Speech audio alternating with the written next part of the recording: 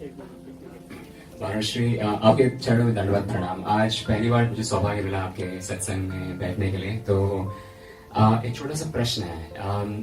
आपने जैसे सत्संग में कहा कि एक वैष्णव को पूरा समर्पण करना चाहिए ठाकुर जी को, किसी और में किसी और वस्तु में या किसी और जीव जंतु में शरणागति नहीं लेना चाहिए। तो मेरा ये प्रश्न है कि एक वैष्णव को देव देवताओं के प्रति कैसा व्यवहार करना चाहिए? जब आप श्री कृष्ण की शरण में हो जाओगे तो कोई बचेगा ही नहीं। जित देखो तित श्याममयी है।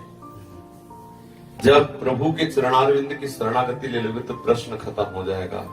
सो तो भयो सावन को आंधरो, सुझत रंग हरे ही हरे, जाकी मनमोहन दृष्टि परे, जड़ चैतन्य कछु नहीं दीखत, जित दीखत तित श्याम खड़े, व्यूहल पिगल सभार न तन की, घूमत नैना रूप भरे, जाकी मनमोहन दृष्टि परे, करनी अकरनी तो विधि भूले, ये विधि निषेध सब रहे धरे, नर हरिदास ते भय बावरे,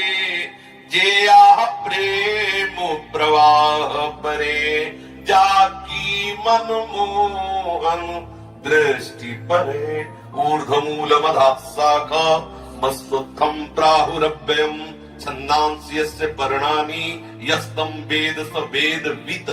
वेदवित् जान ऐसा कि मैं सबका मूल हूँ, सब मेरी शाखाएं हैं, सब मेरी पंखुड़ियां हैं, जितने भी देवी देवता सबका मूल मैं हूँ। मूल में जल चढ़ा दे पूरे वृक्ष में पहुंच गया। समझ गए? लेकिन हमने देखा है कि जैसे कि जो गोपियां जी हैं वो कात्यायनी जी का व्रत कर रही हैं, उनसे प्रार्थना कर रही हैं ठाकुर जी को पाने के लिए। जब तक हमारे हृदय में श्री कृष्ण के प्रति पूर्ण प्रेम नहीं आता तब तक प्रेम प्राप्ति के लिए अन्य भाव होने के कारण हम श्री कृष्ण रूप मान के ही उनकी आराधना करते हैं। लेकिन वही गोपियां कह रही है उद्धव जी से, जित देखो तित श्याममयी है। अब इसमें ढूंढो कहाँ कात्यायनी कहाँ दुर्गा है। जित देखो तित श्याममयी, वो साधन भूमि की अवस्था है, सिद्ध भूमि की अवस्था। आप जहाँ बात कर रहे हो सिद्ध भूमि की वार्ता हो रही है, प्रेम वार्ता है, प्रियालाल के विशुद्ध प्रेम की बात है।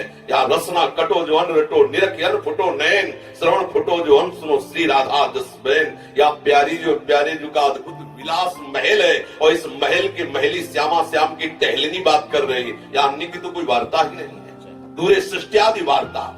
यहाँ तक आने के लिए सब हो सकता है, लेकिन जिनके महल में बैठे यहाँ किसी का प्रवेश नहीं है। यहाँ तो केवल जय श्री राधे और उनके लाडले लाल की चर्चा है, प्यारी जी की चर्चा। दूसरे एक सवाल, ये महल में बात कर रहे हो, जो आप गोपी का प्रमाण कर रहे हो, साधन अवस्था का प्रमाण कर रहे हो, हम सिद्ध भूमि की बात कर रहे हैं। तो अगर साधन भूमि में ना जाए, सीधे सिद्ध में हाथ मिला ले तो परिवर्तन क्या होगा? हम आपको गोद में ले तो आपको भले आपके पैर काम नहीं कर रहे, लेकिन हम जहाँ जाएंगे वही आपको ले जाएंगे। समझ में आ गया ना? तो बस महापुरुषों की शरणागति से, रजरानी की कृपा से, लताओं की कृपा से सीधे मन में प्रेम का प्रवेश होता, सीधे।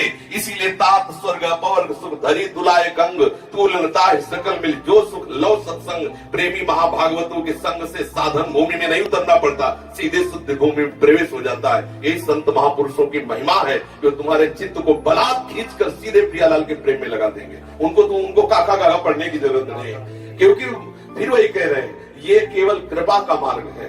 और जिस समय कोई महापुरुष द्रवित होता है तो कृपा कोई ऐसी कृपा नहीं कि बूंद भर हुई आगे नहीं होगी, वो धारा है।